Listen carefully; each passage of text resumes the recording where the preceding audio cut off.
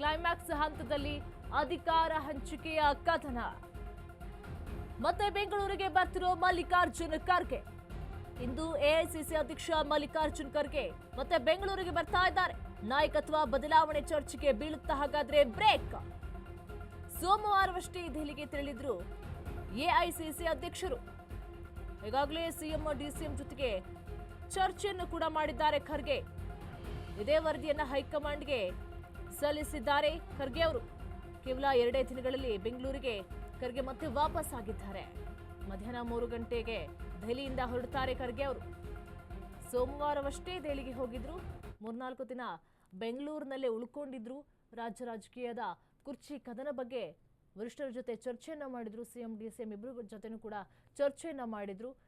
ಸೋಮವಾರವಷ್ಟೇ ಮತ್ತೆ ದೆಹಲಿಗೆ ಹೋಗಿ ಅಲ್ಲಿ ವರಿಷ್ಠರನ್ನ ಭೇಟಿಯಾಗಿ ರಾಹುಲ್ ಗಾಂಧಿಗೂ ಕೂಡ ವರದಿಯನ್ನ ಒಪ್ಪಿಸಿರ್ಬೋದು. ಈಗ ಮತ್ತೆ ಬೆಂಗಳೂರಿಗೆ ವಾಪಸ್ ಬರ್ತಾ ಇದ್ದಾರೆ. ಇವತ್ತು 3 ಗಂಟೆಗೆ ದೆಹಲಿಯಿಂದ ಹೊರಡ್ತಾರೆ ಖರ್ಗೆ ಅವರು.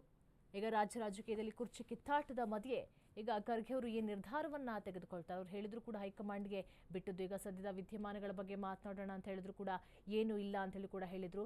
ಮೊದಲು ನೋಡಿ ನವೆಂಬರ್ 29ಕ್ಕೆ ಸಿಎಂ ಮತ್ತು ಡಿಸಿಎಂ ಇಬ್ಬರನ್ನು ಕೂಡ ಡೆಲ್ಲಿ ಕರ್ಕೊಂಡು ಹೋಗ್ಬಿಟ್ಟು ಅಲ್ಲಿ ರಾಜ್ಯ ಸಂಧಾನ ಮಾಡಿಸ್ತಾರೆ ಅನ್ನುವಂಥ ಸುದ್ದಿ ಕೂಡ ಒಂದು ಕಡೆ ಕೇಳಿ ಬರ್ತಾ ಇದೆ. ಈಗ ಮೊನ್ನೆ ತಾನೇ ಅವರು ಡೆಲ್ಲಿಗೆ ಹೋಗಿದ್ರು. ಈಗ ಮತ್ತೆ ಬೆಂಗಳೂರಿಗೆ ವಾಪಸ್ ಆಗ್ತಾ ಇದ್ದಾರೆ. ಇವರು ಮತ್ತೆ ಬಂದಿರೋದು ನೋಡಿ ಈಗ ಮತ್ತೆ ಯಾರನ್ನ ಭೇಟಿ ಆಗ್ಬೋದು ಅಥವಾ ಡೆಲ್ಲಿಗೆ ಹೋದಾಗ ಅಲ್ಲಿ ಎಲ್ಲ ವಿಚಾರಗಳನ್ನ ರಾಹುಲ್ ಗಾಂಧಿ ಅವರಿಗೆ ವರಿಷ್ಠರಿಗೆ ಒಪ್ಪಿಸಿರಬಹುದಾ ಎನ್ನುವಂತಹ ಪ್ರಶ್ನೆ ಕೂಡ ಮೂಡ್ತಾ ಇದೆ. ಈಗ ಮತ್ತೆ ಬಂದಿರೋದ್ರಿಂದ ಈಗ ಮಲ್ಲಿಕಾರ್ಜುನ ಖರ್ಗೆ ಅವರನ್ನ ಮತ್ತೆ ಭೇಟಿ ಆಗುವಂತಹ ಸಾಧ್ಯತೆಗಳು ಕೂಡ ಇರುತ್ತೆ. ಇಂದು ಎಐಸಿಸಿ ಅಧ್ಯಕ್ಷ ಮಲ್ಲಿಕಾರ್ಜುನ ಖರ್ಗೆ ದೆಹಲಿಯಿಂದ